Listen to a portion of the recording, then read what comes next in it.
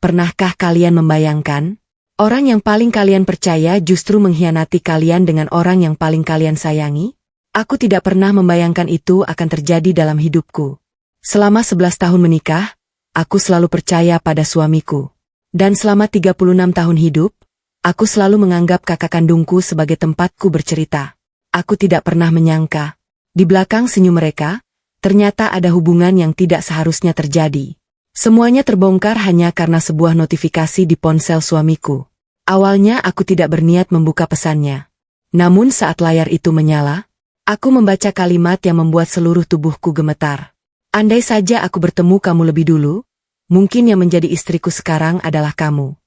Pesan itu dikirim oleh suamiku. Dan penerimanya adalah kakak kandungku sendiri. Dunia seolah runtuh di depan mataku. Yang lebih menyakitkan, percakapan mesra itu ternyata sudah berlangsung berbulan-bulan. Saat aku bekerja keras membantu ekonomi keluarga, mereka justru diam-diam saling menyimpan rasa. Aku memilih diam. Bukan karena lemah, tetapi karena aku ingin mengetahui seberapa jauh mereka berbohong. Sampai akhirnya, aku mengumpulkan semua bukti. Dan pada acara keluarga yang dihadiri semua saudara, aku membuka seluruh rahasia mereka. Tidak ada lagi yang bisa mereka sembunyikan. Kalau kalian jadi aku, apa kalian masih bisa memaafkan pengkhianatan seperti itu? Halo sahabat air mata menantu, sebelum cerita ini dimulai, jangan lupa bantu like dan subscribe dulu ya. Semoga siapapun yang menekan tombol subscribe di channel ini, dilancarkan rezekinya, dipanjangkan umurnya, disehatkan badannya, dan keluarganya selalu dijauhkan dari kesedihan serta dipenuhi kebahagiaan. Amin. Sebelum kita mulai, tuliskan nama dan kota kalian di kolom komentar. Saya senang sekali bisa menyapa sahabat semua dari berbagai daerah. Tulis juga dari kota mana Anda menonton video ini. Kakak yang paling kupercaya. Namaku Rina. Usiaku 37 tahun. Kalau ada yang bertanya siapa orang yang paling kupercaya setelah suamiku, jawabanku pasti hanya satu. Kakak kandungku sendiri. Namanya Wulan. Sejak kecil kami tumbuh bersama di rumah sederhana milik orang tua kami. Aku selalu berada di belakangnya. Saat kecil, ia yang menggandeng tanganku ketika kami berangkat sekolah. Saat aku menangis karena diejek teman, ia yang membelaku. Bahkan setelah kami sama-sama menikah, aku masih sering meminta pendapatnya untuk setiap keputusan penting dalam hidupku. Karena itulah, aku tidak pernah sedikit pun membayangkan bahwa orang yang paling membuatku menangis suatu hari nanti adalah kakakku sendiri. Aku menikah dengan Damar 11 tahun yang lalu. Suamiku bukan laki-laki yang sempurna. Penghasilannya biasa saja. Namun selama ini aku merasa cukup bahagia. Aku membuka usaha menjahit pakaian dari rumah. Sedangkan Damar bekerja sebagai staf administrasi di sebuah perusahaan. Penghasilan kami tidak besar, tetapi cukup untuk hidup sederhana. Kami juga dikaruniai seorang anak laki-laki berusia 9 tahun bernama Rafa. Anak itulah yang selalu menjadi penyemangatku setiap hari. Hampir setiap akhir pekan, Wulan datang ke rumahku. Awalnya aku merasa sangat senang. Rumah menjadi ramai. Rafa juga sangat menyayangi tantenya. Bunda, Tante Wulan datang. Rafa selalu berlari menyambutnya. Wulan pun memeluknya sambil membawa berbagai camilan. Aku tersenyum melihat kedekatan mereka. Dalam hati aku bersyukur. Tidak semua orang memiliki hubungan sebaik ini dengan saudara kandungnya. Rina, kamu capek ya? Suatu siang Wulan masuk ke dapur saat aku sedang memasak. Aku tersenyum. Iya, Kak. Hari ini banyak pesanan baju. Wulan langsung mengambil pisau. Biar kakak bantu potong sayur. Aku menggeleng. Nggak usah. Kakak istirahat saja. Namun ia tetap membantuku. Saat itu aku benar-benar merasa memiliki kakak terbaik. Aku bahkan sering berkata kepada Damar, "Mas, aku beruntung punya Kak Wulan." Damar hanya tersenyum. "Iya, Kak Wulan memang baik." Jawaban itu membuatku semakin yakin bahwa keluargaku baik-baik saja. Aku tidak pernah melihat ada sesuatu yang aneh. Namun perlahan, ada beberapa hal kecil yang mulai mengganggu pikiranku. Setiap kali Wulan datang, Damar terlihat lebih bersemangat. Ia bahkan sering pulang lebih cepat kalau tahu kakakku sedang berada di rumah. Kak Wulan datang ya?" Sapanya sambil tersenyum lebar. Aku menganggap itu hal yang wajar. Bagaimanapun juga mereka sudah seperti kakak dan adik. Aku tidak pernah berpikir buruk. Suatu sore aku sedang membuat teh di dapur. Dari ruang tamu terdengar suara tawa. Aku tersenyum. Kupikir mereka sedang bercanda. Saat aku membawa teh keluar, mereka langsung diam. Wulan buru-buru mengambil ponselnya. Damar juga terlihat sedikit gugup. Aku sempat mengernyit.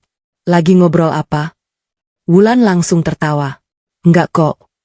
Cuma lihat video lucu. Aku ikut tertawa kecil. Oh. Kupikir memang tidak ada apa-apa. Beberapa minggu kemudian, Wulan kembali datang. Hari itu aku sedang menyelesaikan pesanan jahitan yang harus dikirim malam. Aku sibuk di ruang kerja.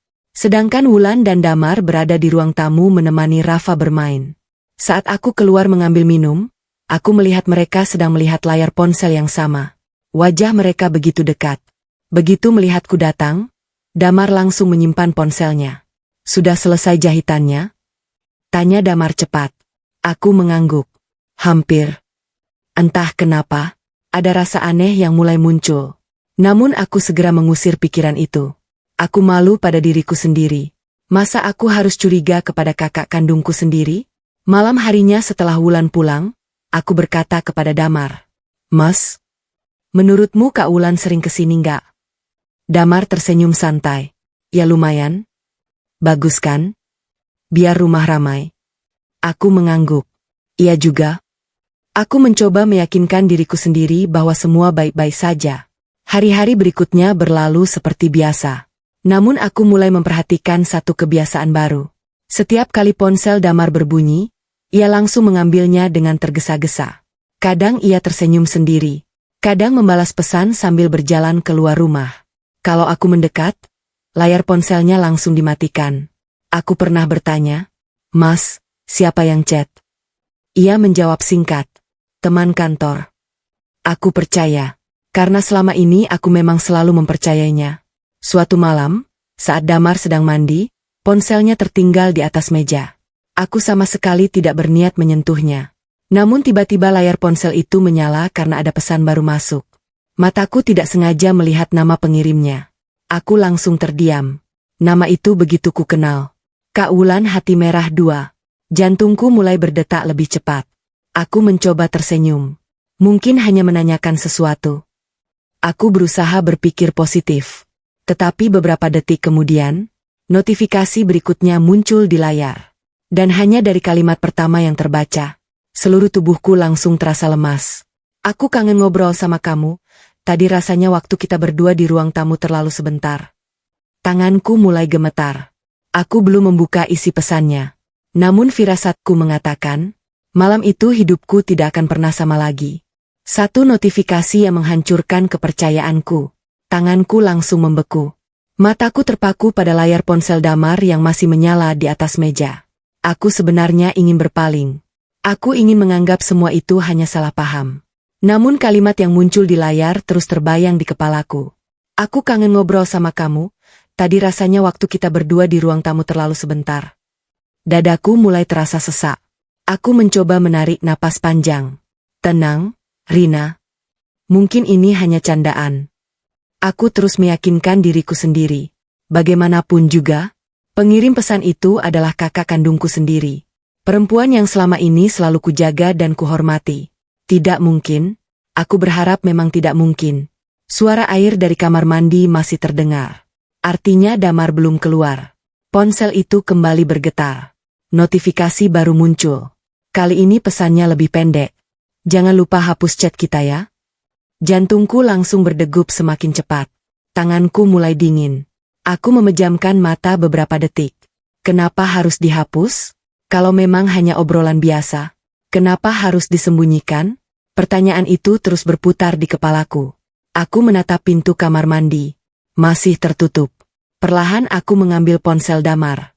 Tanganku benar-benar gemetar. Selama 11 tahun menikah, aku tidak pernah membuka ponsel suamiku tanpa izin. Karena aku percaya. Dan malam itu, kepercayaan itulah yang sedang diuji. Aku mengusap layar pelan. Untungnya ponsel belum terkunci. Aplikasi pesan masih terbuka. Aku menarik napas panjang.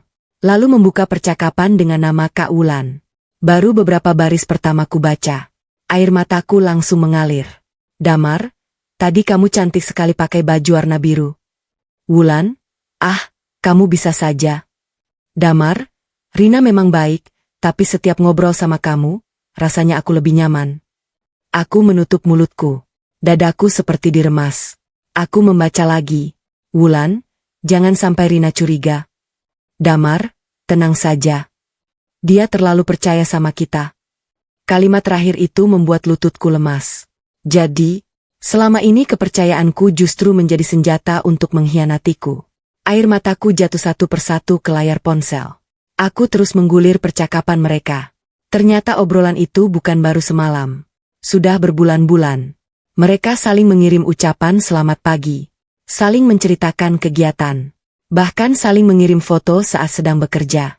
Meski tidak ada kata-kata yang secara terang-terangan mengakui perselingkuhan fisik, isi percakapan mereka sudah melewati batas sebagai hubungan kakak ipar dan adik ipar. Yang paling membuatku hancur adalah satu pesan dari Damar. Andai dulu aku bertemu kamu lebih dulu, mungkin hidupku akan berbeda. Mataku langsung buram oleh air mata. Aku menggigit bibir sekuat tenaga agar tidak menangis keras. Aku benar-benar tidak menyangka. Laki-laki yang setiap hari tidur di sampingku, ternyata menyimpan perasaan kepada kakak kandungku sendiri. Tiba-tiba terdengar suara pintu kamar mandi terbuka. Aku langsung meletakkan ponsel itu kembali ke tempat semula. Aku buru-buru mengusap air mata. Berusaha terlihat seperti biasa. Damar keluar sambil mengeringkan rambut. Ia tersenyum kepadaku. Kok belum tidur? Aku memaksakan senyum. Nunggu Mas. Ia sama sekali tidak sadar kalau beberapa menit sebelumnya, duniaku sudah runtuh. Malam itu aku pura-pura tidur. Padahal mataku tidak bisa terpejam. Di sampingku Damar tertidur dengan tenang. Aku memandangi wajahnya dalam gelap. Wajah yang selama 11 tahun selalu membuatku merasa aman. Kini justru terasa begitu asing. Aku bertanya dalam hati, apa selama ini aku benar-benar mengenal suamiku? Keesokan paginya Wulan datang lagi. Seperti biasa. Membawa senyum lebar. Rina, kakak bawain kesukaan Rafa. Aku menatap wajahnya. Wajah yang selama ini selalu kurindukan. Kini setiap senyumnya terasa seperti menyimpan rahasia. Ia memelukku erat. Sehat, kan? Aku membalas pelukannya. Iya, Kak. Air mataku hampir jatuh. Aku benar-benar tidak menyangka. Aku sedang dipeluk oleh orang yang diam-diam mengkhianatiku. Saat kami sedang minum teh bersama, Damar pulang lebih cepat. Begitu melihat Wulan, wajahnya langsung berbinar. Halo, Kak. Wulan tersenyum. Halo. Mereka saling berpandangan beberapa detik. Mungkin bagi orang lain itu terlihat biasa. Namun setelah membaca semua chat semalam, tatapan itu terasa sangat berbeda. Aku mulai memperhatikan hal-hal kecil yang dulu tidak pernah kusadari. Saat Wulan tertawa, Damar ikut tersenyum. Saat Damar berbicara, Wulan menatapnya begitu lama. Aku hanya duduk diam.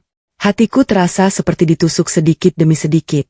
Sore harinya, ketika Wulan hendak pulang, ia berkata sambil tersenyum. Rina, minggu depan kita kumpul di rumah ibu ya. Ada makan keluarga. Aku mengangguk pelan. Iya, Kak. Setelah mobil Wulan pergi, aku kembali masuk ke rumah. Aku melihat ponsel Damar tergeletak di atas sofa. Beberapa detik kemudian, layar itu kembali menyala. Satu pesan baru masuk. Dari orang yang sama. Namun kali ini bukan hanya kata-kata. Melainkan sebuah foto selfie Wulan yang tersenyum manis. Disertai pesan singkat. Jangan lupa malam ini video call seperti biasa. Aku kangen. Tanganku kembali gemetar. Aku sadar. Apa yang kulihat semalam hanyalah sebagian kecil dari pengkhianatan yang sebenarnya. Aku memutuskan diam, agar mereka tidak sadar aku sudah mengetahui semuanya. Tanganku masih gemetar memegang ponsel Damar. Foto selfie Wulan masih terpampang jelas di layar. Ia tersenyum manis ke arah kamera. Senyum yang selama ini selalu membuatku merasa nyaman sebagai adiknya. Namun kini, senyum itu justru membuat dadaku terasa sesak. Di bawah foto itu tertulis pesan singkat. Jangan lupa, malam ini video call seperti biasa. Aku kangen. Aku memejamkan mata. Air mataku jatuh tanpa bisa kutahan. Selama ini aku selalu berpikir mereka hanya dekat sebagai kakak ipar dan adik ipar. Ternyata, hubungan mereka jauh lebih dalam daripada yang kubayangkan. Aku buru-buru menghapus bekas sidik jariku di layar ponsel. Lalu meletakkannya kembali di atas sofa. Aku tidak ingin Damar curiga. Kalau ia tahu aku sudah membaca semua chat mereka, mereka pasti akan menghapus semua bukti. Tidak, aku tidak boleh gegabah. Aku harus tenang. Aku harus berpura-pura tidak tahu apa-apa. Walaupun hatiku terasa hancur berkeping-keping. Malam itu aku tetap memasak makan malam seperti biasa. Damar duduk di meja makan sambil memainkan ponselnya. Sesekali ia tersenyum sendiri. Dulu aku menganggap itu hal biasa. Sekarang, aku tahu kepada siapa senyum itu diberikan. Mas, pekerjaan banyak ya? Tanyaku pelan. Damar langsung mengunci layar ponselnya. Iya. Lagi banyak laporan. Aku mengangguk sambil menahan tangis. Bahkan setelah semua chat itu kubaca, ia masih mampu berbohong sambil menatap mataku. Setelah makan malam, Rafa menghampiriku. Bunda, ayah akhir-akhir ini sering video call malam-malam ya? Aku langsung menoleh. Memangnya Rafa pernah lihat? Anakku mengangguk polos. Iya. Beberapa kali waktu bunda sudah tidur. Ayah ngobrol pelan di ruang tamu. Kalau Rafa datang, ayah langsung nutup HP. Dadaku langsung berdebar. Jadi, bukan hanya chat. Mereka juga sering melakukan panggilan video diam-diam. Aku mengusap kepala Rafa. Ya sudah. Sekarang tidur ya? Iya, Bun. Aku memeluk anakku erat. Dalam hati aku meminta maaf. Aku tidak ingin Rafa menjadi korban dari masalah orang tuanya. Sekitar pukul 10 malam, aku pura-pura tertidur. Seperti dugaanku, beberapa menit kemudian Damar bangun perlahan. Ia berjalan pelan menuju ruang tamu.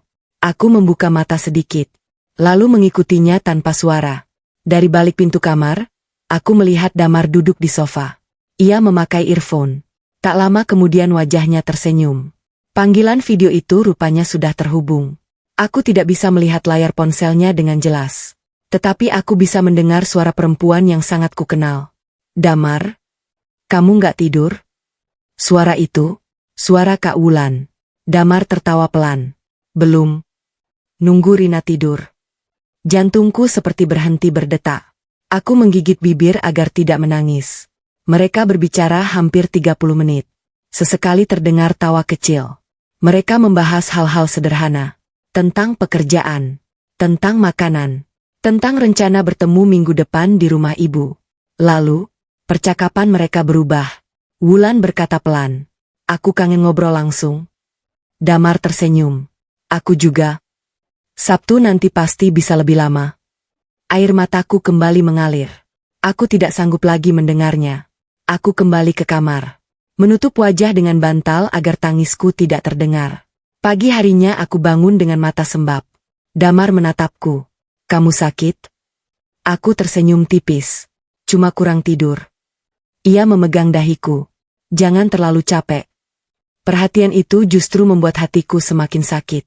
Bagaimana mungkin seseorang masih bisa berpura-pura peduli? Setelah diam-diam mengkhianati istrinya sendiri? Hari itu aku menemui sahabatku, Nina. Kami sudah bersahabat sejak SMA. Aku menceritakan semuanya sambil menangis. Nina menggenggam tanganku erat. Rina, kamu yakin? Aku mengangguk. Aku baca sendiri chat mereka. Nina ikut terdiam. Beberapa saat kemudian ia berkata, kalau aku jadi kamu, aku tidak akan langsung marah. Aku menatapnya. Lalu, kumpulkan bukti. Kalau sekarang kamu menuduh tanpa bukti lengkap, mereka bisa saja bilang kamu salah paham. Aku mengusap air mata. Nina benar. Aku harus lebih sabar. Bukan untuk mempertahankan mereka, tetapi untuk memastikan tidak ada lagi yang bisa berbohong nanti. Sebelum pulang, Nina memberikan sebuah flash disk kecil kepadaku. Apa ini? Ada kamera kecil yang bisa merekam. Kalau memang kamu ingin mengetahui kebenaran, mungkin alat ini bisa membantumu. Aku memegang flash disk itu dengan tangan gemetar. Dalam hati aku masih berharap. Semoga semua ini hanya kesalahpahaman. Namun jauh di lubuk hatiku, aku sudah tahu jawabannya. Saat aku masuk ke rumah sore itu, aku melihat Damar sedang mandi. Ponselnya kembali tertinggal di atas meja. Kali ini muncul notifikasi baru. Bukan dari aplikasi chat, melainkan dari sebuah aplikasi yang selama ini tidak pernah kulihat digunakan oleh Damar. Nama kontaknya hanya satu huruf.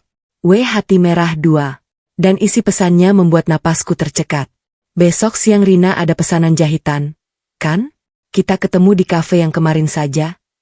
Aku langsung terduduk di lantai. Ternyata, mereka bukan hanya saling berkirim pesan. Mereka juga diam-diam bertemu di belakangku. Aku mengikuti mereka, dan yang kulihat menghancurkan seluruh hatiku. Malam itu aku tidak tidur sedikit pun. Pesan yang kulihat di ponsel Damar terus berputar di kepalaku. Besok siang Rina ada pesanan jahitan, kan? Kita ketemu di kafe yang kemarin saja. Tanganku terus menggenggam ponselku sendiri. Air mata sudah berkali-kali jatuh. Namun kali ini aku tidak ingin hanya menangis. Aku ingin mengetahui semuanya. Aku ingin melihat sendiri dengan mataku. Bukan lagi melalui chat. Bukan lagi melalui dugaan. Kalau memang mereka berani bertemu diam-diam. Aku ingin tahu sejauh apa hubungan mereka sebenarnya. Keesokan harinya aku bersikap seperti biasa. Aku menyiapkan sarapan, menyetrika baju Damar, mengantar Rafa berangkat sekolah. Aku bahkan masih sempat tersenyum kepada suamiku. Mas, hari ini aku banyak pesanan jahitan. Mungkin pulangnya agak sore. Damar langsung mengangguk. Iya? Enggak apa-apa. Jawabannya terdengar terlalu cepat. Seolah-olah ia memang sudah menunggu aku keluar rumah. Aku hanya mengangguk sambil menahan rasa sesak di dada. Bukannya pergi ke tempat pelanggan, aku justru memarkir motorku beberapa gang dari rumah. Aku menunggu. Sekitar 20 menit kemudian, pintu rumah terbuka. Damar keluar dengan pakaian yang jauh lebih rapi dari biasanya. Ia bahkan memakai parfum yang jarang digunakan saat bekerja. Aku menatapnya dari kejauhan. Hatiku semakin sakit. Sudah lama aku tidak melihatnya berdandan serapi itu saat mengajakku pergi. Aku mengikuti motornya dari belakang. Jarakku cukup jauh agar ia tidak menyadari keberadaanku. Sekitar 30 menit kemudian, motor Damar berhenti di sebuah kafe yang cukup tenang. Aku langsung memarkir motorku di seberang jalan. Beberapa menit berlalu. Lalu sebuah mobil putih datang. Saat pintunya terbuka, aku langsung mengenalinya. Wulan, kakak kandungku sendiri. Ia mengenakan gaun berwarna krem. Rambutnya ditata rapi. Wajahnya dipoles dengan riasan tipis. Ia tampak begitu bahagia. Jantungku terasa diremas. Damar berdiri menyambutnya.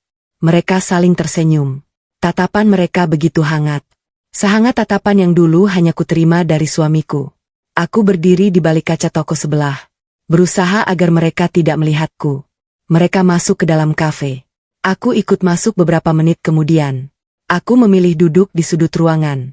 Dari tempat itu aku masih bisa melihat meja mereka. Namun mereka tidak bisa melihatku. Pelayan datang membawa 2 gelas minuman. Mereka berbicara sambil tertawa. Sesekali Wulan memukul pelan lengan Damar seperti orang yang sudah sangat akrab. Aku menggenggam tas erat-erat. Dadaku terasa semakin sesak. Lalu, kulihat sesuatu yang membuat air mataku langsung jatuh. Damar mengambil tisu. Kemudian mengusap sedikit krim yang menempel di sudut bibir Wulan. Gerakannya begitu lembut.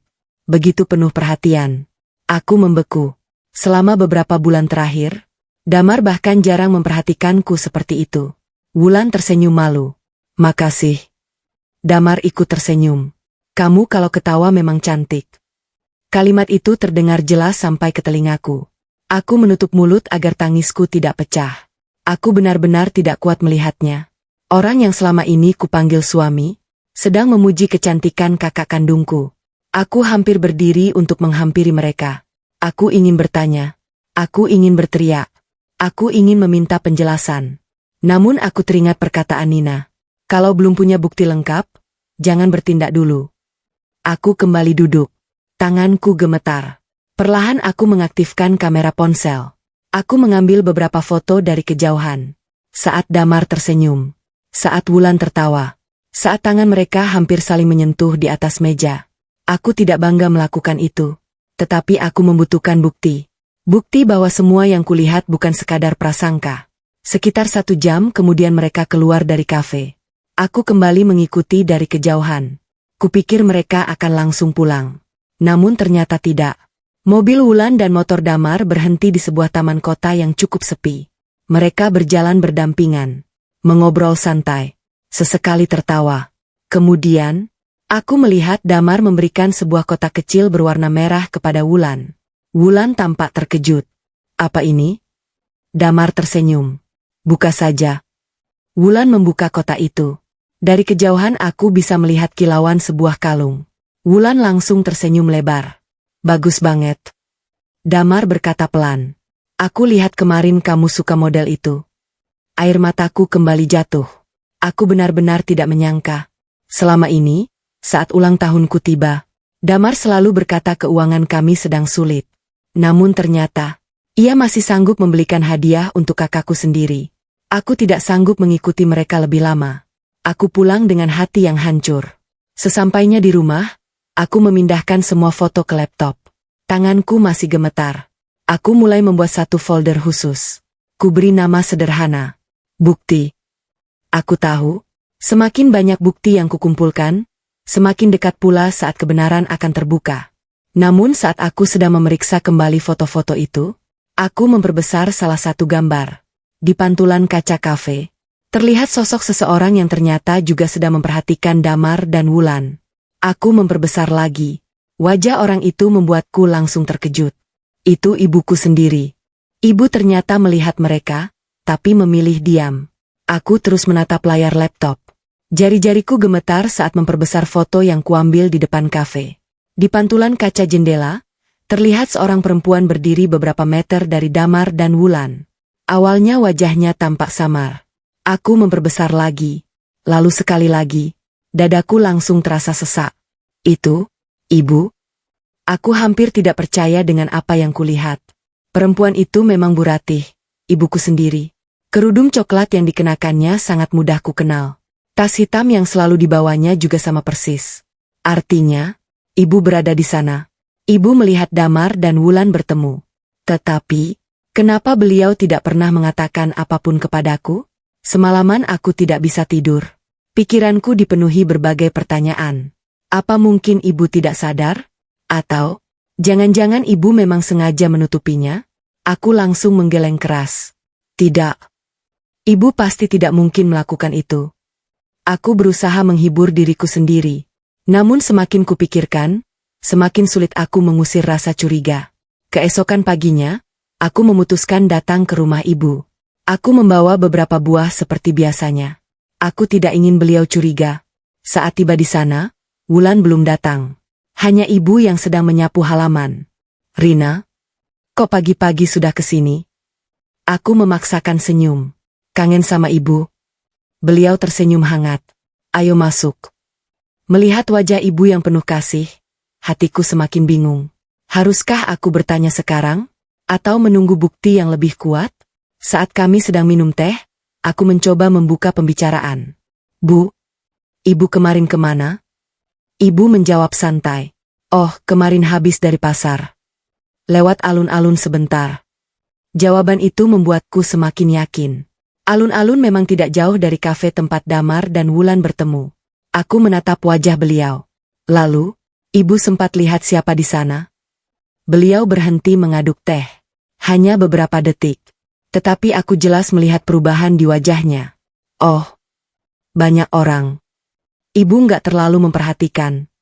Jawaban itu terdengar datar. Tidak seperti biasanya. Aku mulai merasa, ibu sedang menyembunyikan sesuatu. Belum sempat aku bertanya lagi, pintu rumah terbuka. Wulan datang sambil tersenyum lebar. Rina juga di sini? Ia langsung memelukku. Pelukan itu terasa dingin. Aku membalas sekadarnya. Baru datang, Kak? Iya. Tadi habis belanja. Ia meletakkan beberapa kantong belanja di meja. Saat sedang mengambil minum, ponselnya berbunyi. Sekilas aku melihat nama yang muncul di layar. Mas D. Wulan dengan cepat membalikkan ponselnya. Ia tersenyum kecil. Lalu berpamitan keluar sebentar. Aku angkat telepon dulu ya. Aku memperhatikannya berjalan ke teras. Suara bicaranya dibuat pelan. Tetapi aku masih bisa mendengar beberapa potong kalimat. Iya. Nanti malam saja. Dia lagi di sini? Dadaku kembali berdebar. Tidak perlu dijelaskan lagi. Aku tahu siapa dia yang dimaksud. Aku, adiknya sendiri. Saat Wulan kembali masuk, wajahnya terlihat sangat tenang. Seolah-olah tidak terjadi apa-apa. Ia bahkan duduk di sampingku. Rina, minggu depan jangan lupa datang ya. Kita kumpul keluarga. Aku mengangguk pelan. Iya, Kak. Dalam hati aku berkata, justru aku sangat menunggu hari itu. Karena saat semua keluarga berkumpul, aku ingin melihat sampai kapan mereka sanggup berpura-pura. Sore harinya aku pulang. Di perjalanan, ponselku berdering. Ternyata Nina yang menelepon. Rina, aku sudah cari tahu. Aku langsung menghentikan motor di pinggir jalan. Ada apa? Nina terdengar ragu. Kamu harus siap dengar ini. Hatiku langsung tidak tenang. Apa? Ada teman kerjaku yang sering makan siang di kafe itu. Katanya, Damar dan Wulan bukan baru sekali bertemu. Aku memejamkan mata. Air mataku kembali mengalir. Seberapa sering? Nina menarik napas panjang. Hampir setiap minggu. Aku tidak mampu berkata apa-apa. Ternyata selama ini, saat aku bekerja siang malam menerima pesanan jahitan demi membantu ekonomi keluarga, mereka justru rutin bertemu di belakangku. Sesampainya di rumah, aku duduk sendiri di ruang kerja. Kubuka kembali folder bernama Bukti. Foto-foto itu kini terasa semakin berat untuk kulihat. Namun aku belum ingin berhenti. Aku merasa masih ada sesuatu yang jauh lebih besar yang belum ku ketahui. Saat sedang memindahkan foto ke dalam folder lain, aku baru menyadari ada satu gambar yang sebelumnya terlewat. Foto itu tidak terlalu jelas. Namun ketika ku perbesar, aku melihat Damar sedang menyerahkan sebuah map berwarna biru kepada Wulan di taman. Itu bukan kotak hadiah, melainkan map berisi dokumen.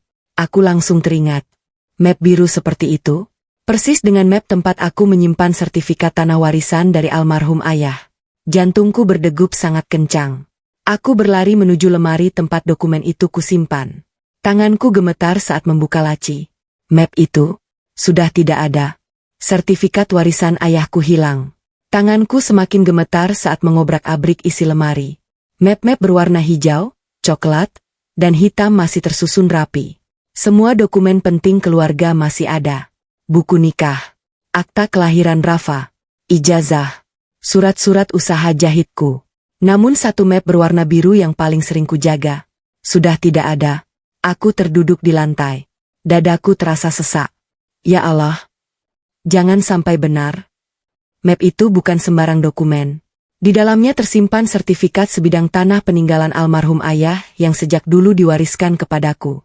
Ayah pernah berpesan agar tanah itu jangan dijual sembarangan karena kelak bisa menjadi pegangan hidupku jika suatu hari mengalami kesulitan. Pesan itu masih kuingat jelas.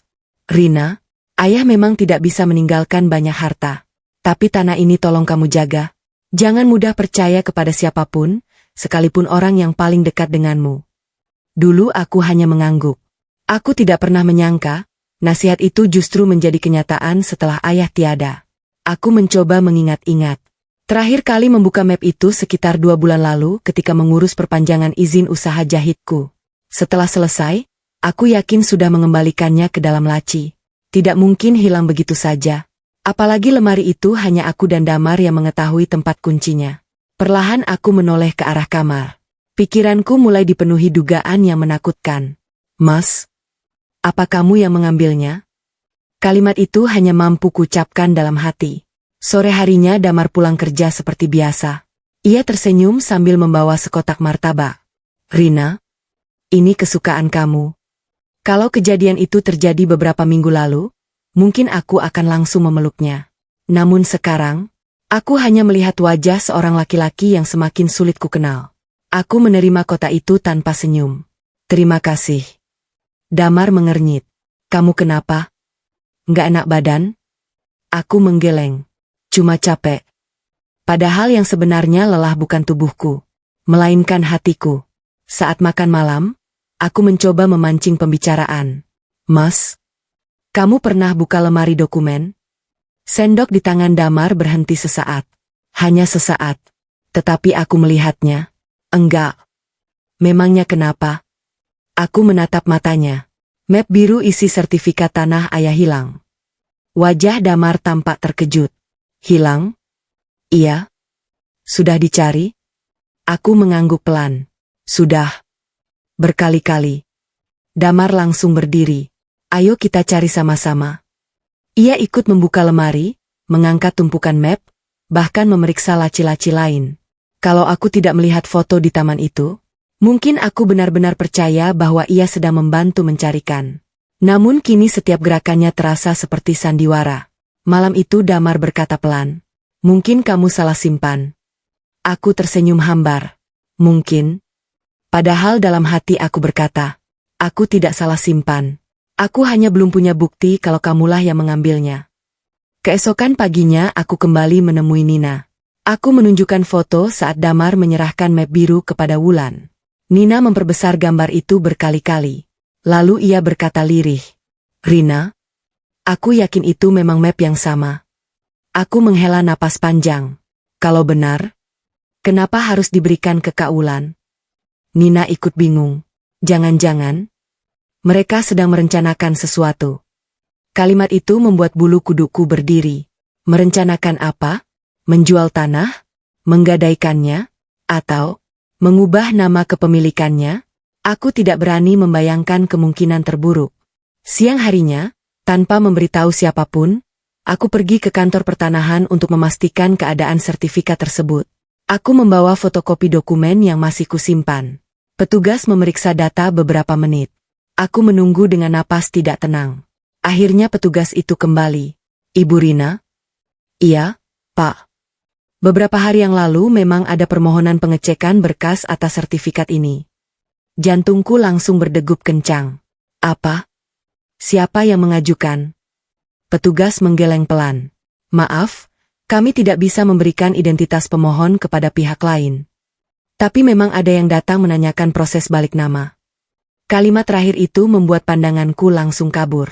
Balik nama? Siapa yang berani mengurus tanah warisan ayahku tanpa sepengetahuanku? Aku keluar dari kantor itu dengan langkah gontai. Di parkiran, aku menangis sejadi-jadinya. Bukan hanya karena sertifikatku hilang, tetapi karena aku mulai merasa, pengkhianatan ini bukan lagi sekadar soal perasaan. Mungkin sejak awal, ada sesuatu yang mereka incar dariku. Saat aku hendak menyalakan motor, ponselku berdering. Nomor yang menelepon adalah Bu Ratih. Dengan suara terburu-buru, beliau berkata, "Rina, cepat ke rumah ibu. Wulan sama Damar lagi ribut besar." Dan tanpa sengaja, ibu dengar mereka menyebut-nyebut tanah warisan ayahmu. Dadaku langsung bergetar hebat. Aku tahu, rahasia yang selama ini mereka sembunyikan mulai retak. Pertengkaran itu membuka rahasia yang selama ini mereka tutupi. Tanganku masih gemetar setelah menerima telepon dari ibu. Suara beliau terdengar panik. "Rina, cepat ke rumah ibu. Wulan sama Damar lagi ribut besar. Ibu dengar mereka menyebut-nyebut tanah warisan ayahmu." Aku langsung menyalakan motor. Sepanjang perjalanan, pikiranku bercampur aduk. Selama ini aku hanya menduga. Sekarang, aku mulai yakin bahwa hilangnya sertifikat tanah itu memang ada hubungannya dengan mereka. Aku memacu motorku lebih cepat. Dadaku terus berdebar. Aku takut terlambat. Aku takut ada sesuatu yang lebih buruk terjadi. Sesampainya di rumah ibu, suasana sudah tidak seperti biasanya. Pintu rumah terbuka lebar. Dari dalam terdengar suara orang bertengkar. Aku segera masuk. Di ruang tengah, kulihat Damar berdiri dengan wajah merah. Di depannya ada Wulan yang juga terlihat emosi. Sementara ibu hanya berdiri di sudut ruangan dengan wajah kebingungan. Mereka belum menyadari kedatanganku. "Aku sudah bilang jangan terburu-buru," bentak Damar. Wulan langsung membalas dengan nada tinggi. "Terus sekarang salahku? Kamu sendiri yang bilang semuanya aman." Damar mengepalkan tangan. "Kalau Rina sampai tahu, habislah kita." Kalimat itu membuat kakiku berhenti melangkah. Jadi, mereka memang sedang menyembunyikan sesuatu dariku. Aku sengaja berdehem pelan. Mereka langsung menoleh bersamaan. Wajah Wulan seketika pucat. "Rina, kamu sejak kapan di sini?" Aku memaksakan senyum. "Baru saja." "Ada apa?" Tidak ada yang menjawab. Ruangan mendadak sunyi. Damar bahkan tidak berani menatap mataku. Ibu mencoba mencairkan suasana. "Nggak ada apa-apa, Nak. Cuma salah paham." Aku mengangguk pelan. "Begitu ya, Bu?" Dalam hati aku tahu, ini bukan salah paham. Ini ketakutan. Mereka takut rahasianya terbongkar. Beberapa menit kemudian Damar berpamitan pulang. Aku duluan. Ia bahkan tidak menungguku. Padahal biasanya kami selalu pulang bersama. Aku memperhatikan langkahnya yang terburu-buru. Orang yang tidak merasa bersalah tidak akan tampak segelisah itu. Setelah Damar pergi, aku duduk di samping ibu. Ibu, tadi sebenarnya mereka ribut karena apa? Ibu menarik napas panjang. Beliau tampak ragu. Ibu juga kurang paham. Tapi tadi sempat dengar Wulan bilang. Beliau berhenti. Aku menggenggam tangan ibu. Bilangkan saja. Ibu dengar Wulan berkata, kalau tanah itu gagal diurus, semua rencana kita berantakan. Jantungku terasa berhenti berdetak. Aku menahan napas. Tapi waktu ibu tanya tanah apa, mereka langsung diam. Air mataku mulai menggenang. Sekarang semuanya semakin jelas. Tanah warisan ayah memang sedang mereka incar. Saat aku hendak pulang, Wulan mengejarku sampai halaman. Rina, tunggu sebentar. Aku membalikkan badan. Ada apa, Kak? Ia tersenyum canggung. Kamu jangan salah paham ya. Tadi cuma salah ngomong. Aku menatap wajahnya lama. Memangnya kakak ngomong apa? Wulan terlihat gugup. Nggak penting kok. Aku mengangguk pelan. Kalau memang nggak penting, kenapa kakak kelihatan takut? Wulan langsung terdiam. Untuk pertama kalinya sejak semua ini terjadi, aku melihat kakakku kehilangan kata-kata. Dalam perjalanan pulang, aku terus memikirkan ucapan ibu. Kalau tanah itu gagal diurus, semua rencana kita berantakan. Rencana apa? Kenapa harus tanah warisan ayah?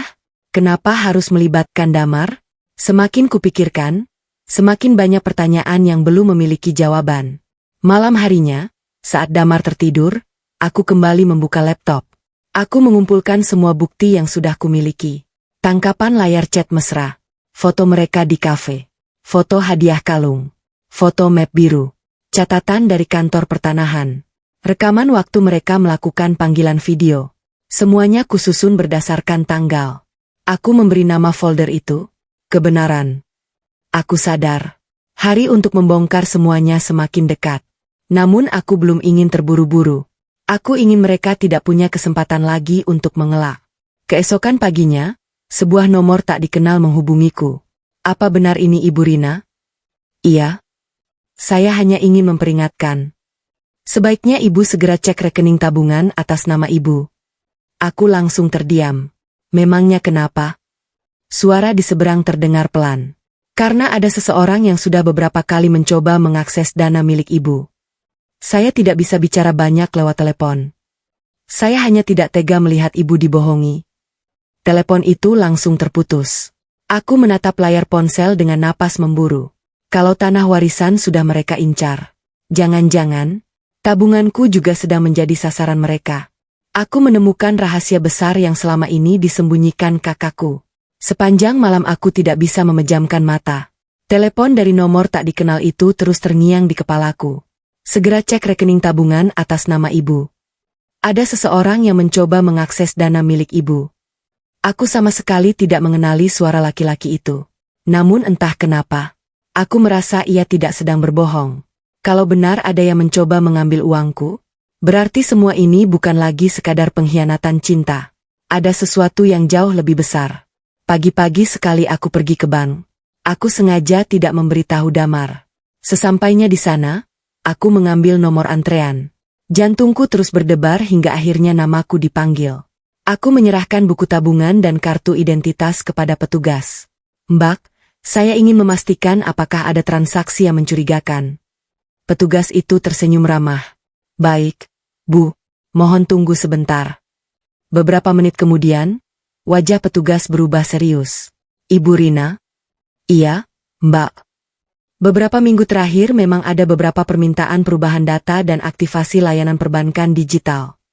Aku langsung menegang. Perubahan data? Iya, Bu. Tapi semuanya kami tolak karena pemohon tidak bisa melewati proses verifikasi. Dadaku langsung sesak. Siapa yang datang? Petugas menggeleng pelan. Maaf, Bu. Kami tidak bisa menyampaikan identitas pengunjung. Aku mengangguk pelan. Meski tidak mendapatkan nama, aku sudah bisa menebaknya. Semakin hari, lingkaran pengkhianatan itu semakin jelas.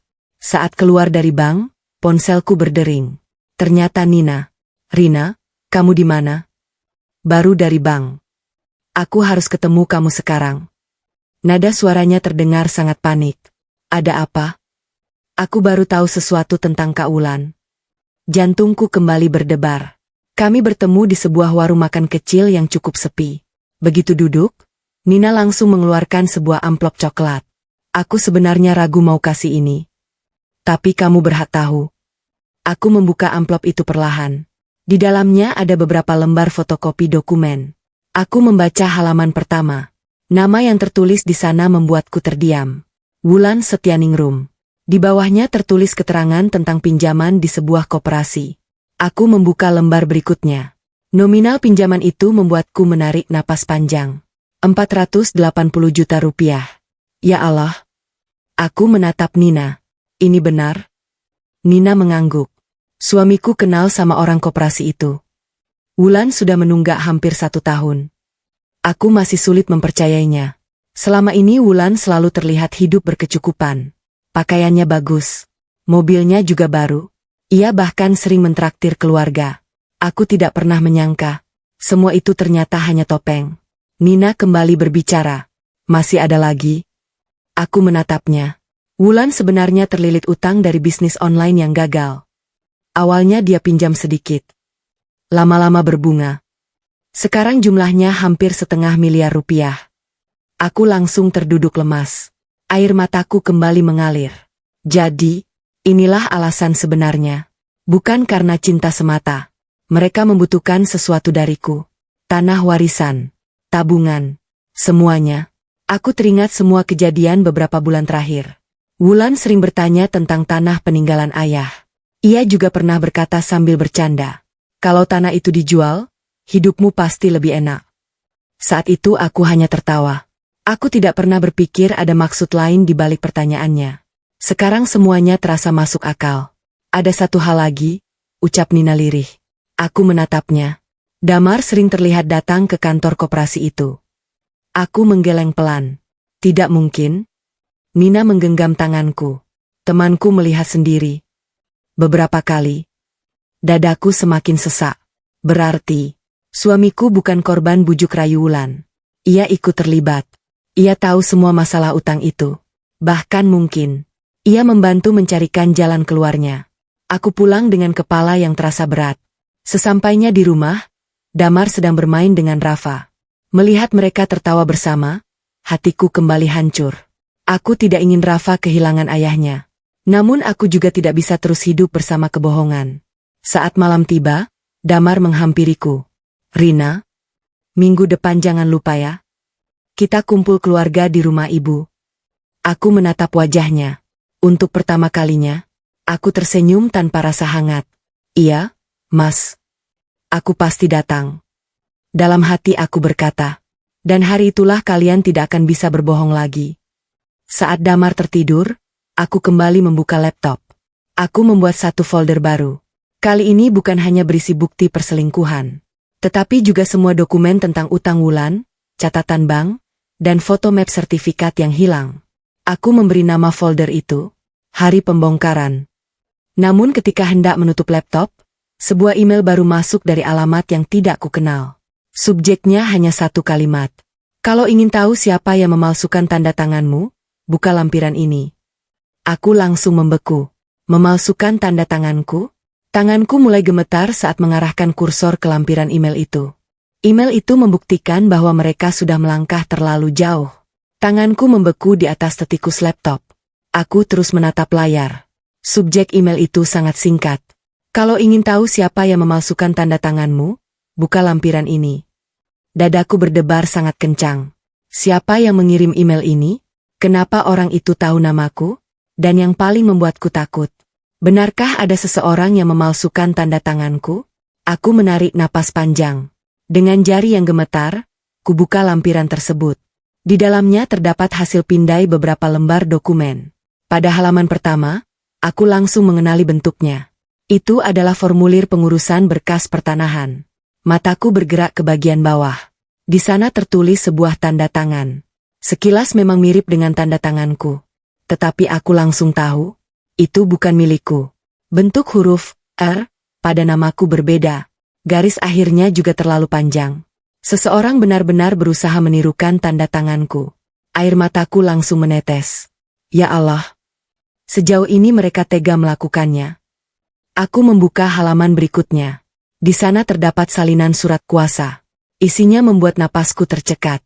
Dalam surat itu tertulis seolah-olah aku memberikan kuasa kepada seseorang untuk mengurus seluruh dokumen tanah warisan peninggalan ayah. Padahal, aku tidak pernah menandatangani surat seperti itu. Yang membuatku semakin syok. Nama penerima kuasa di dokumen itu adalah Damar Prasetyo, suamiku sendiri. Aku menutup mulutku agar tidak menangis keras. Kalau dokumen itu sampai digunakan, tanah warisan ayah bisa berpindah tangan tanpa sepengetahuanku. Di halaman terakhir terdapat sebuah pesan singkat. Saya tidak bisa menyebutkan nama saya. Saya hanya tidak tega melihat ibu ditipu. Hati-hati, mereka sedang terburu-buru karena ada batas waktu pembayaran utang. Aku membaca kalimat itu berulang kali. Batas waktu pembayaran utang. Berarti informasi yang diberikan Nina memang benar. Utang wulan sudah jatuh tempo. Dan mereka membutuhkan uang dalam waktu dekat. Aku segera mencetak semua dokumen itu. Lalu memasukkannya ke dalam map merah. Kini aku memiliki semakin banyak bukti. Chat mesra. Foto pertemuan. Kalung hadiah. Map sertifikat. Data utang. Percobaan mengakses rekening. Dan sekarang, dugaan pemalsuan tanda tangan. Aku memandangi tumpukan berkas itu dengan mata sembab. Aku tidak pernah menyangka. Rumah tangga yang selama ini kupertahankan ternyata dibangun di atas kebohongan. Keesokan paginya, aku menemui seorang kenalan ayah semasa hidup, Pak Hadi. Beliau sudah seperti paman bagiku dan memahami riwayat tanah peninggalan ayah. Begitu melihat wajahku yang sembab, beliau langsung bertanya, "Rina, ada apa?"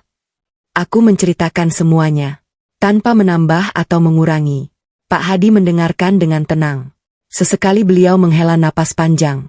Setelah aku selesai bercerita, beliau berkata pelan, "Almarhum ayahmu pernah berpesan sesuatu." Aku menatap beliau. "Pesan apa, Pak?" Beliau bangkit, lalu mengambil sebuah kotak kayu kecil dari lemari. Kotak itu tampak sudah tua. Ia menyerahkannya kepadaku. "Ayahmu menitipkan ini. Beliau bilang, kalau suatu hari kamu menghadapi masalah besar tentang tanah itu, baru kotak ini boleh kuberikan." Tanganku kembali gemetar. Perlahan kubuka kotak tersebut. Di dalamnya hanya ada sebuah surat tulisan tangan. Tulisan ayah. Air mataku langsung jatuh. Dengan suara lirih, aku mulai membacanya.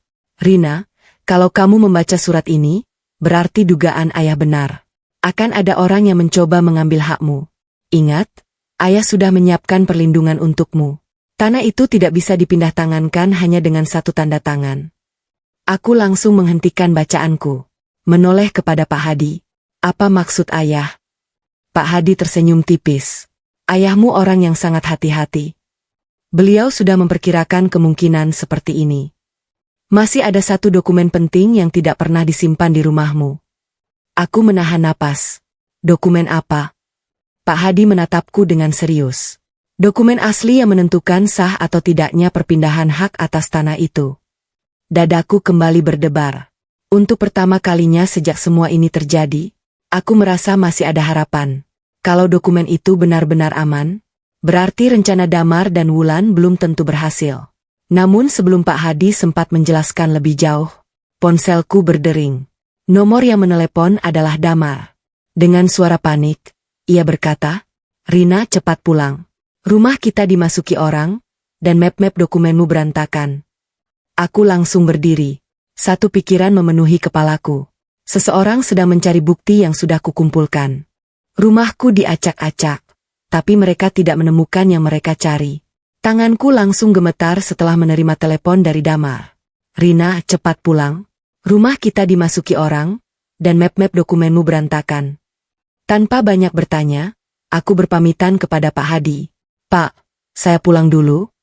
Pak Hadi mengangguk pelan. "Hati-hati, Rina. Jangan percaya siapapun sebelum semuanya benar-benar jelas." Aku mengangguk. Dalam hati aku berkata, justru sekarang semuanya mulai jelas, Pak. Sepanjang perjalanan pulang, pikiranku dipenuhi berbagai kemungkinan. Benarkah rumah kami dimasuki pencuri? Kalau memang pencuri, kenapa yang dicari justru dokumen? Perhiasanku memang tidak banyak. Uang tunai di rumah juga hampir tidak pernah kusimpan. Semakin kupikirkan, semakin aku yakin. Orang itu bukan datang untuk mencuri barang, melainkan mencari sesuatu. Sesuatu yang berhubungan dengan tanah warisan ayah. Sesampainya di rumah, pagar sudah terbuka. Damar berdiri di teras dengan wajah panik. "Rina, akhirnya kamu datang." Aku langsung masuk. Ruang kerja tempatku menerima pesanan jahitan tampak berantakan. Laci terbuka. Lemari dokumen tidak lagi tersusun rapi. Map-map berserakan di lantai. Mesin jahitku bahkan bergeser dari tempat semula. Aku berjongkok, memunguti satu persatu berkas yang berserakan. Damar ikut membantu. "Maaf. Aku juga baru tahu waktu pulang." Aku hanya mengangguk. Dalam hati aku terus memperhatikan sikapnya. Aneh. Bukannya marah atau ingin melapor ke polisi, Damar justru beberapa kali melirik ke arah lemari dokumen. Seolah ingin memastikan sesuatu. "Mas, kamu sudah cek ada barang yang hilang?" Tanyaku pelan. Damar menggeleng. "Kayaknya nggak ada. Laptop masih ada. TV juga." Aku menatap matanya. "Kalau begitu, kenapa orang itu cuma membongkar lemari dokumen?" Damar terdiam. Hanya beberapa detik. Lalu ia menjawab, "Mungkin salah masuk rumah." Jawaban itu terdengar dipaksakan. Aku hampir saja tertawa getir. Pencuri salah masuk rumah, lalu langsung membuka lemari dokumen? Alasan itu terlalu sulit dipercaya. Saat Damar pergi ke dapur mengambil minum, aku diam-diam membuka laci paling bawah meja kerjaku. Disitulah biasanya kusimpan map merah berisi semua bukti. Namun, laci itu kosong. Jantungku langsung berdegup kencang. Map merahku hilang. Aku langsung terduduk. Semua bukti, chat yang sudah kucetak, foto-foto, dokumen pinjaman, salinan surat kuasa, semuanya ada di dalam map itu. Air mataku hampir jatuh. Tetapi aku segera mengingat sesuatu. Semalam aku tidak hanya menyimpan salinannya di map. Aku juga sudah memindai semua dokumen ke laptop.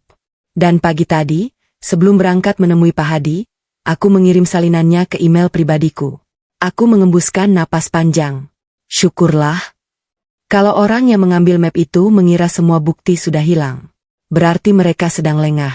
Sore harinya polisi datang setelah tetangga melapor. Seorang petugas memeriksa seluruh ruangan. Beliau berkata, "Bu, ini agak aneh." "Apa yang aneh, Pak?" "Tidak ada bekas congkelan di pintu maupun jendela." Aku langsung menoleh. "Maksud Bapak?" "Pelakunya kemungkinan masuk menggunakan kunci." Aku menahan napas. Menggunakan kunci. Artinya, pelaku bukan orang asing. Atau, ada seseorang yang memang memiliki akses ke rumah kami. Aku melirik Damar. Ia langsung mengalihkan pandangan. Setelah polisi pulang, suasana rumah menjadi sunyi. Rafa yang baru pulang mengaji memelukku. "Bunda, rumah kita kenapa?" Aku mengusap kepalanya. "Nggak apa-apa, Nak. Hanya berantakan sedikit." Aku tidak ingin anakku mengetahui kenyataan yang sebenarnya. Ia masih terlalu kecil untuk memahami betapa rumitnya masalah ini.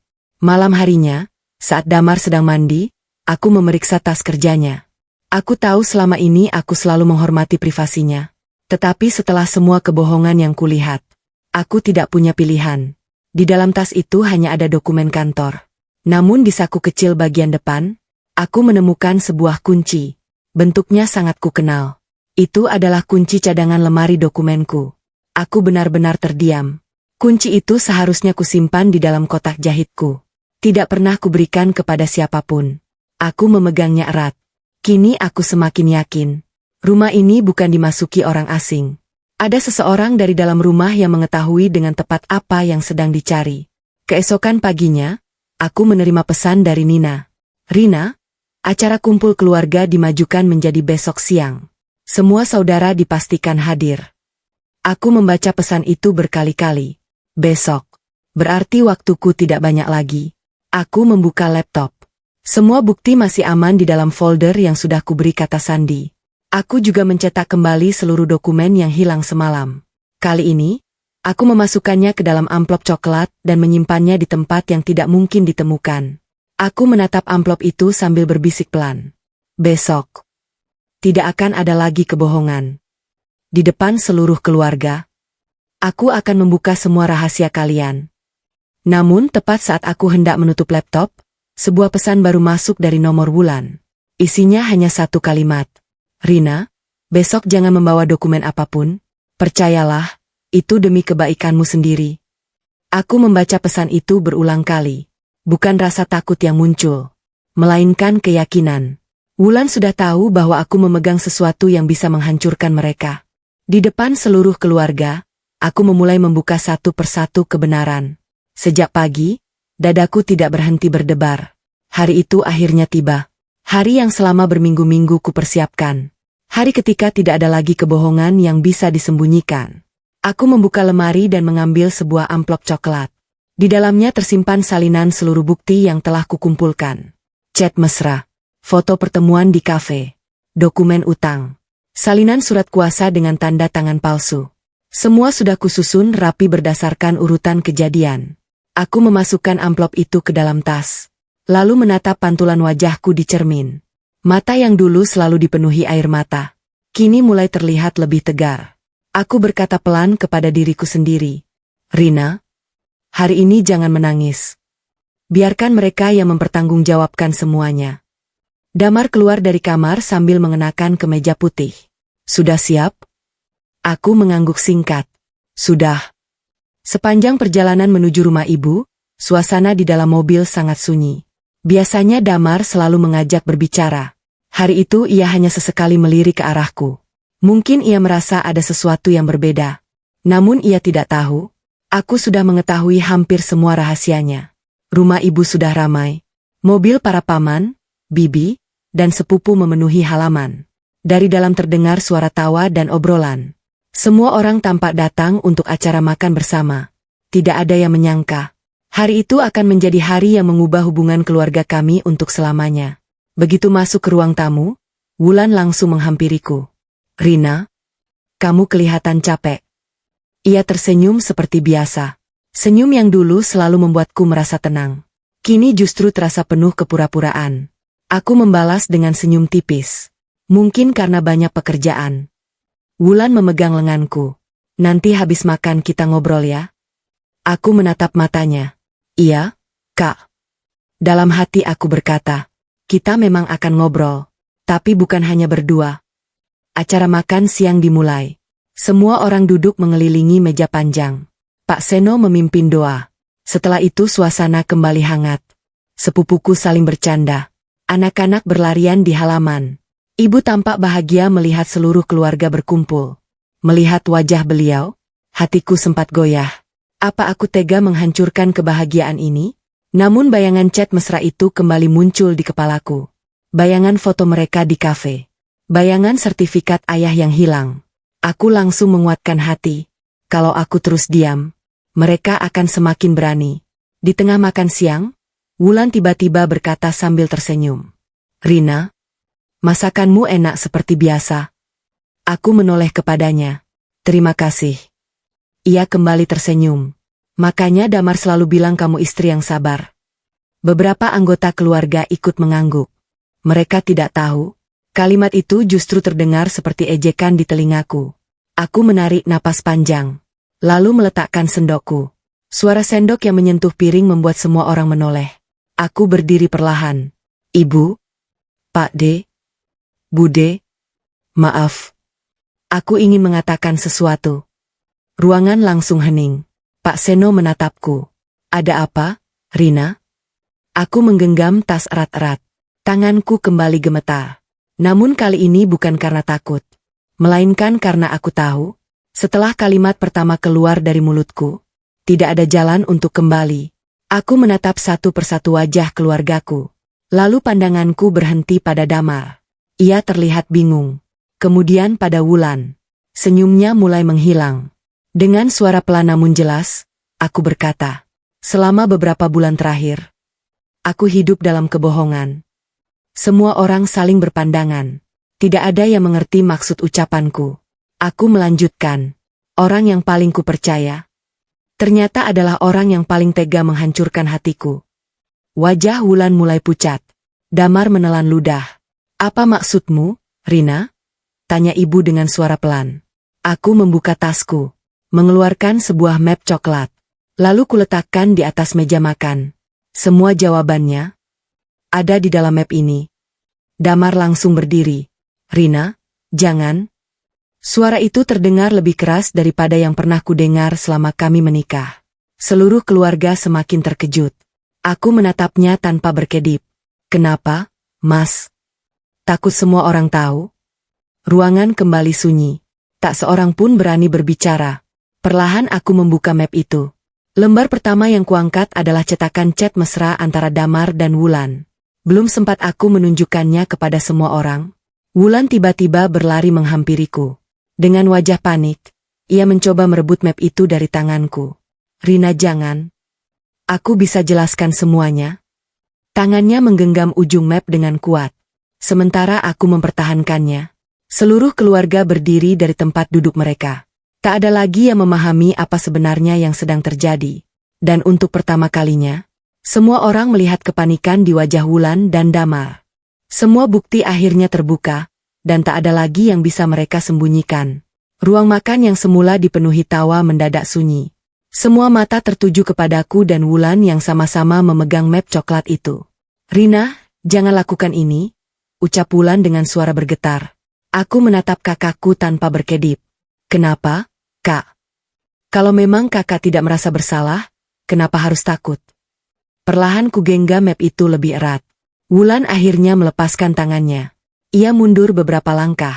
Wajahnya mulai pucat. Pak Seno berdiri dari kursinya. Ada apa sebenarnya?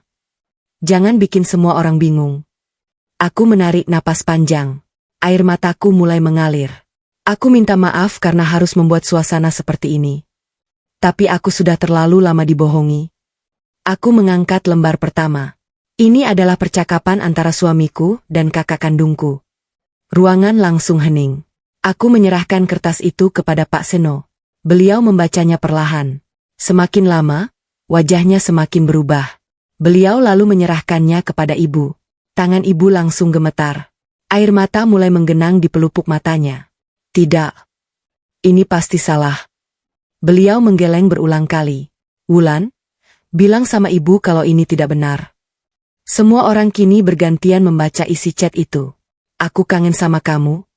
Andai kita bertemu lebih dulu. Jangan sampai Rina tahu. Kalimat-kalimat itu membuat suasana semakin mencekam. Seorang bibiku langsung menutup mulut. Ya Allah, kenapa bisa begini? Damar menundukkan kepala. Tak sepatah kata pun keluar dari mulutnya. Aku kembali membuka map. Kalian mungkin masih mengira ini hanya salah paham. Tapi ini belum semuanya. Aku mengeluarkan beberapa foto. Foto saat Damar dan Wulan duduk berdua di kafe. Foto ketika Damar mengusap sudut bibir Wulan. Foto saat mereka berjalan berdua di taman. Foto ketika Damar memberikan kotak hadiah. Pak Seno memandang Damar dengan tatapan kecewa. Damar, kamu masih mau bilang ini hanya hubungan kakak ipar dan adik ipar? Damar membuka mulut. Aku? Namun tidak ada kalimat yang berhasil keluar. Wulan mulai menangis. Ibu? Aku minta maaf. Ibu mundur satu langkah. Air mata beliau mengalir deras. Kamu tega? Rina itu adik kandungmu. Kenapa justru kamu yang menghancurkan rumah tangganya? Tangis Wulan semakin keras. Tetapi tidak ada lagi yang menghampirinya. Aku kembali mengeluarkan dokumen berikutnya. Kalian pikir semua ini hanya soal perasaan? Tidak. Aku mengangkat salinan surat kuasa. Ini adalah surat yang menggunakan tanda tangan palsu atas namaku. Semua orang langsung terkejut. Pak Seno mengambil dokumen itu. Beliau memperhatikan dengan saksama. Ini tanda tangan Rina? Aku menggeleng. Bukan. Ada yang mencoba memalsukannya. Lalu aku mengeluarkan foto map biru. Dan ini adalah foto saat Damar menyerahkan map yang berisi dokumen tanah warisan ayah kepadanya. Aku menunjuk Wulan.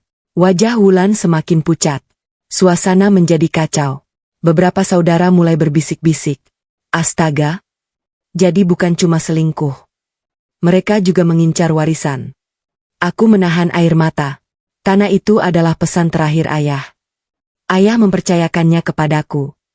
Tapi orang-orang yang paling kupercaya justru mencoba mengambilnya. Akhirnya Damar mengangkat wajahnya. Matanya merah. Aku mengaku salah. Semua orang langsung menoleh. Aku memang sering bertemu Wulan. Aku memang menyembunyikan semuanya dari Rina. Tapi, ia berhenti sejenak. Aku tidak pernah berniat menghancurkan Rina. Aku tersenyum pahit. Tidak berniat? Kalau tidak berniat, kenapa ada chat mesra? Kenapa ada hadiah? Kenapa ada surat kuasa palsu? Kenapa sertifikat ayahku hilang? Damar tidak mampu menjawab. Ia hanya menundukkan kepala semakin dalam. Saat semua orang masih terdiam, Wulan tiba-tiba berlutut di hadapanku. Air matanya mengalir deras. Rina, tolong maafkan kakak. Kakak hilaf. Kakak terlilit utang. Kakak takut kehilangan semuanya. Kakak benar-benar sudah tidak tahu harus bagaimana. Aku menatapnya lama. Perempuan yang dulu selalu melindungiku, kini berlutut di hadapanku. Kalau kejadian ini terjadi beberapa bulan lalu, mungkin aku sudah memeluknya. Namun sekarang, luka di hatiku terlalu dalam. Aku menggeleng pelan. Kak, kalau kakak butuh uang, kakak tinggal bilang. Aku pasti akan membantu semampuku. Tapi kenapa harus merebut suamiku? Kenapa harus mengincar warisan ayah? Tangis Wulan semakin pecah. Namun tidak ada satupun jawaban yang mampu menghapus semua yang telah terjadi. Saat semua orang masih larut dalam tangisan, terdengar suara mobil berhenti di depan rumah. Beberapa detik kemudian, pintu terbuka. Pak Hadi masuk dengan wajah serius. Di tangannya terdapat sebuah map berwarna hijau. Beliau memandang seluruh keluarga, lalu berkata dengan suara tegas. Maaf saya terlambat. Saya datang membawa dokumen asli yang akan menjelaskan siapa sebenarnya pemilik sah tanah peninggalan almarhum Pak Wiryo, dan ada satu rahasia yang belum diketahui siapapun di ruangan ini. Semua orang langsung menoleh ke arah Pak Hadi. Aku sendiri ikut terdiam. Rahasia apa lagi yang belum ku ketahui? Surat peninggalan ayah membuat semua orang menangis. Ruang tamu masih dipenuhi suasana tegang. Tangis Wulan belum berhenti. Damar masih menundukkan kepala. Ibu terduduk di kursi sambil menutup wajahnya dengan kedua tangan. Sementara seluruh keluarga memandang ke arah Pak Hadi yang baru saja masuk membawa sebuah map hijau. Beliau melangkah perlahan ke tengah ruangan. Maaf saya datang terlambat. Tapi saya rasa, hari ini adalah waktu yang tepat untuk membuka semua yang selama ini disimpan almarhum Pak Wiryo. Semua orang terdiam. Aku memandang map di tangan beliau. Jantungku kembali berdebar. Pak Hadi membuka map itu dengan hati-hati. Di dalamnya terdapat beberapa lembar dokumen dan sebuah amplop coklat yang sudah mulai menguning. Beliau mengangkat amplop itu. Ini surat yang dititipkan ayahmu kepada saya hampir 5 tahun yang lalu. Beliau berpesan, kalau suatu hari anak-anak saya bertengkar karena harta, bacakan surat ini di depan seluruh keluarga. Air mataku langsung mengalir. Aku benar-benar tidak menyangka ayah sudah memikirkan semua kemungkinan itu. Pak Hadi membuka surat tersebut. Suasana menjadi sangat sunyi. Suara beliau terdengar pelan namun jelas. Anak-anakku, kalau kalian sedang mendengar surat ini, berarti ayah sudah tidak ada. Jangan pernah biarkan harta membuat kalian saling membenci. Tanah yang ayah tinggalkan hanyalah titipan. Persaudaraan jauh lebih berharga daripada apapun. Tangis ibu pecah. Beliau menutup mulutnya sambil terus menangis. Pak Hadi melanjutkan membaca. Rina, ayah memilih menitipkan tanah itu kepadamu bukan karena ayah lebih sayang kepadamu. Ayah tahu kamu tidak akan menjualnya demi kepentingan sesaat. Jagalah amanah itu. Aku sudah tidak sanggup menahan air mata. Setiap kalimat terasa seperti ayah sedang berbicara langsung kepadaku. Lalu Pak Hadi membaca bagian berikutnya. Untuk Wulan, kalau suatu hari kamu merasa iri kepada adikmu, ingatlah bahwa kebahagiaan tidak pernah datang dari mengambil hak orang lain. Begitu kalimat itu selesai dibacakan, Wulan langsung menangis terseduh-seduh. Ia berlutut sambil memukul pelan lantai. Maafkan aku, Yah. Aku gagal menjaga pesan ayah. Tangisnya memenuhi ruangan. Namun tidak ada lagi yang mampu menghiburnya. Pak Hadi kemudian mengambil satu lembar dokumen lain. Dan sekarang saya akan menjelaskan soal tanah itu. Beliau memperlihatkan dokumen tersebut kepada seluruh keluarga. Dokumen asli kepemilikan tetap saya simpan sesuai permintaan almarhum. Jadi, meskipun ada orang yang membawa fotokopi sertifikat, membuat surat kuasa palsu, bahkan mencoba mengurus balik nama, semua itu tidak akan pernah sah tanpa dokumen asli dan persetujuan langsung dari Rina. Semua orang langsung saling berpandangan. Damar memejamkan mata. Wulan semakin terisak. Mereka sadar. Semua usaha mereka selama ini sia-sia. Pak Seno menatap Damar dengan wajah kecewa. Damar, saya menganggap kamu seperti anak sendiri. Kenapa kamu tega melakukan semua ini? Damar perlahan berdiri. Air matanya mulai mengalir. Saya salah, Pak. Saya benar-benar salah. Awalnya saya hanya ingin membantu Wulan yang terlilit utang. Tapi lama-lama, saya justru ikut berbohong kepada Rina. Saya terlalu pengecut untuk mengatakan yang sebenarnya. Aku memandangnya tanpa sepatah kata. Hatiku sudah terlalu lelah. Wulan kemudian merangkak mendekatiku. Ia memegang ujung bajuku sambil menangis. Rina, kakak tidak pantas dimaafkan. Tapi kakak mohon, jangan putuskan hubungan kita sebagai saudara. Aku menatap wajahnya. Wajah yang sejak kecil selalu melindungiku. Kini penuh penyesalan. Aku mengusap air mata. Kak, yang menghancurkan hubungan kita bukan aku, tapi pilihan kakak sendiri. Wulan menundukkan kepala. Ia tidak sanggup membantah. Ibu menghampiriku. Beliau memelukku erat sambil menangis. Maafkan ibu. Ibu terlalu sering membela Wulan. Ibu tidak tahu dia menyimpan semua ini. Aku membalas pelukan beliau. Ibu tidak salah. Yang salah adalah orang yang memilih berbohong. Ruangan kembali sunyi. Semua orang larut dalam penyesalan. Namun bagiku, masih ada satu hal yang harus kuselesaikan. Aku melangkah mendekati Damar. Kulepaskan cincin pernikahan yang selama 11 tahun melingkar di jariku. Lalu kutaruh cincin itu di telapak tangannya. Dengan suara yang tenang aku berkata, Mas, aku bisa memaafkan kesalahan. Tapi aku tidak bisa hidup dengan seseorang yang berkali-kali memilih mengkhianati kepercayaanku. Damar langsung menangis. Rina, jangan tinggalkan aku. Aku menggeleng pelan. Penyesalan memang datang belakangan. Tapi luka yang kau tinggalkan di hatiku sudah terlalu dalam. Saat aku hendak melangkah pergi, Rafa yang sejak tadi berada di kamar tiba-tiba berlari keluar. Dengan mata yang penuh air mata, ia memegang tanganku sambil bertanya. Bunda, ayah kenapa menangis? Apa ayah sudah tidak tinggal bersama kita lagi?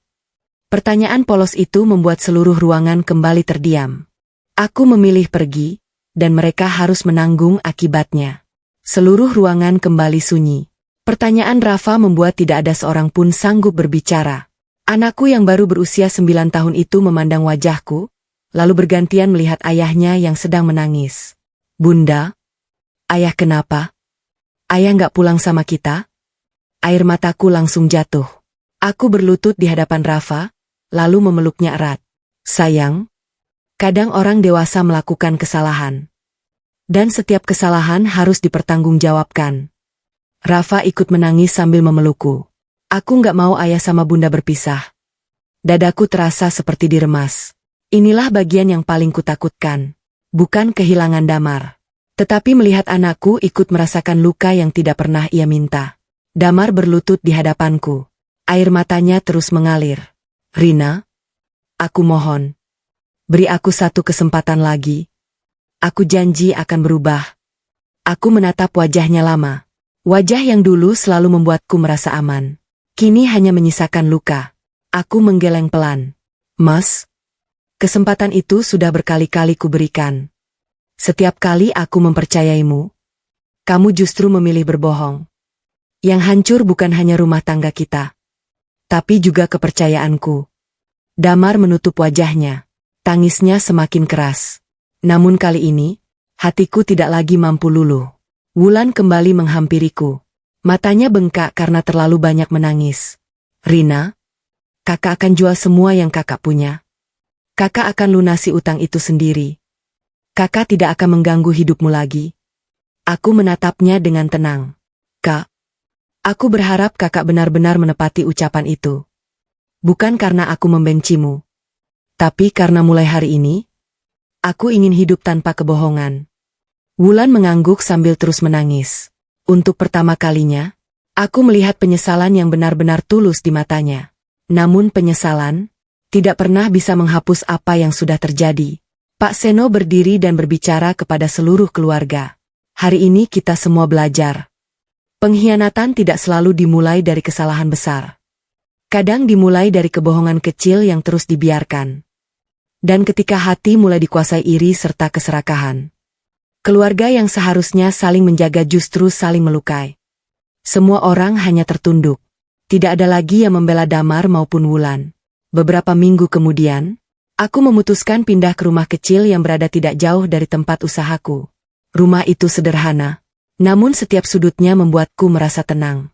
Aku kembali fokus menjalankan usaha jahit. Sedikit demi sedikit pesanan mulai bertambah. Para pelanggan lama tetap mempercayaiku. Bahkan beberapa tetangga membantu mempromosikan usahaku. Aku sadar, kehidupan memang tidak berhenti hanya karena seseorang mengkhianati kita. Damar beberapa kali datang untuk meminta maaf. Ia juga rutin mengirim nafkah untuk Rafa dan tetap menjalankan tanggung jawabnya sebagai ayah. Namun hubungan kami tidak pernah kembali seperti dulu. Ada luka yang mungkin bisa dimaafkan, tetapi tidak bisa dilupakan.